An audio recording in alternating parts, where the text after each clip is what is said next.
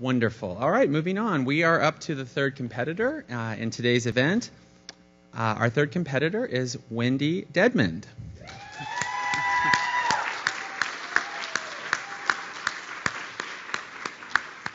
All right. Wendy will be joining us today from the Department of Sociology with the title of her dissertation, How Human Capital and Social Ties Shape Migration.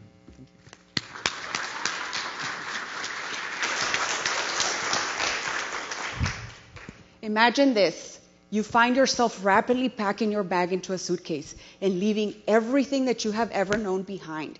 Situations like this happen daily, and they're fueled by political instability and wars.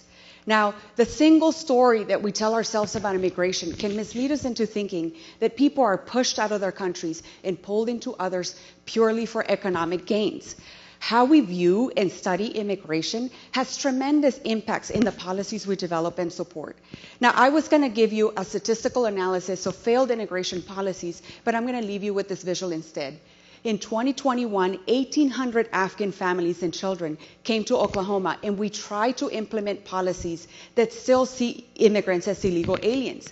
And then we become surprised when these same families end up in disadvantaged positions years later. I'm sure you have seen them on Main Street. So for my research, I partnered with the National Bank of Poland to try to understand how social and economic ties impacts the push and pull process of Ukrainian refugees.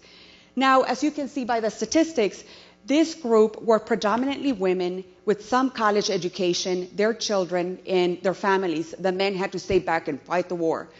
And so for my research, I took 3,000 of their interviews and ran 5 logistic regression models to try to predict policy requirements based on their life circumstances. Now, at the time, Poland did not have a formal immigration policy beyond a labor visa program that was geared towards males under the age of 29.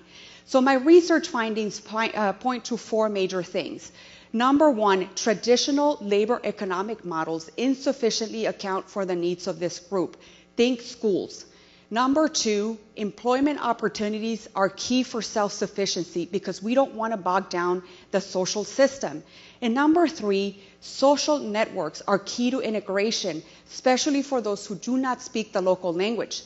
This tells us that community-based programs are extremely important.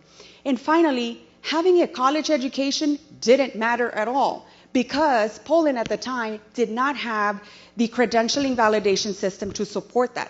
So imagine being told that you have wasted your time in college and, oh, by the way, you better pay up your student loans.